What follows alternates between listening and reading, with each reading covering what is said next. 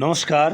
बिहीबार जन्मने व्यक्तिहरूको कस्तो स्वभाव हुन्छ भन्ने बारेमा संस्कृतमा यस्तो भनिएको छ, विद्वान धने सर्वगुणोपयन्नो मनोरम क्षाम पतिलब्ध कामः आचार्य वर्यश्च जनः प्रिय स्याद् बारेर गुरोरेश्च नरस्य जन्मः। अर्थात् बिहीबारमा जन्मिएको व्यक्तिको वर्ण गोरो हुन्छ, गहुँ गोरो हुन्छ।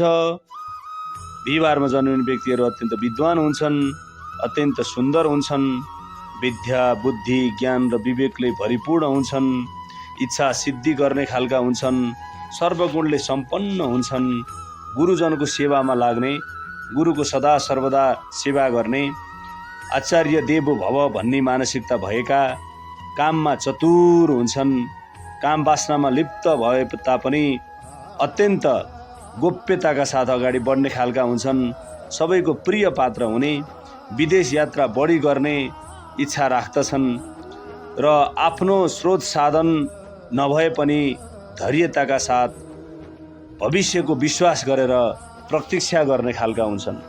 बिहीबार जन्मिने सम्पूर्ण व्यक्तित्वहरूको सदा सर्वदा जय होस्, मङ्गल होस्, कल्याण होस्।